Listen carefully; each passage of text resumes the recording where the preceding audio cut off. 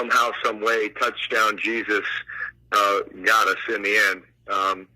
But I'm extremely excited to be able to be in the booth with Mike Tirico, broadcasting those Notre Dame games. You know, there's no question that is really one of the epicenters of college football. The history and the nostalgia that exists there, and I think just what that place represents to so many people. It is a special place.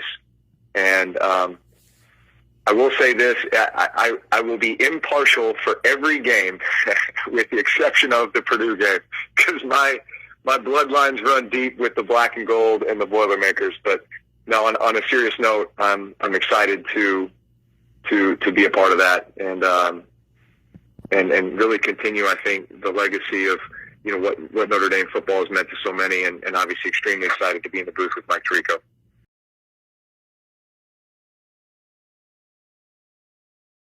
To be joining the NBC team, it certainly, in my opinion, is the best of the best from the top down. My experience thus far with every member of NBC has been first class, and I'm really looking forward to jumping on board, again, being part of the college football broadcast as a game analyst with Notre Dame football, and then as a studio analyst with Football Night in America.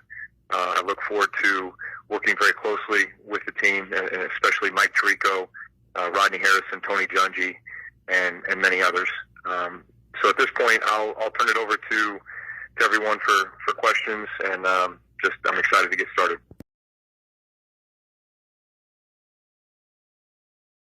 Mike, I'd say ever since the 2017 season, I have truly approached each season like it could be my last. And I've approached the off season that way, and then I've approached each and every game during the season that way. There was no additional pressure with that, because I really tried to play every game like it was the Super Bowl, like it was the most important game of the season. So my preparation was always the same. It was always consistent. I always wanted to put my absolute best on the field every time out. What I started to do was maybe just enjoy some of the little things a bit more. So the bus rides home, the plane rides home, the locker room after, you know, just smell the roses, so to speak, and really just stay in the moment and enjoy it. And knowing that if something happened where all of a sudden it was an injury or whatever, and that was my last game, then I know that I poured everything I could into it. And I've just approached each year for the last 4 or 5 years that way, with that mindset. And I feel like that served me well. I think I played some of my best football during that time. At the end of the day, there's the factors that go into this are, you know, I've always said, as long as I can play the game at a high level, I'm having fun doing it, and able to stay healthy, then, you know, this is something I'll do forever. You know, obviously I've had some injuries the last 2 years that have been frustrating. You know, both of them kind of freak things. I don't think they were injuries that were saying I was getting old, you know, but nonetheless, you know, I have the thumb that holds me out 5 games 2 years ago, and then I have the ribs and the lung that holds me out for 4 games this past year. Could I keep playing? Yeah, I'm sure I could.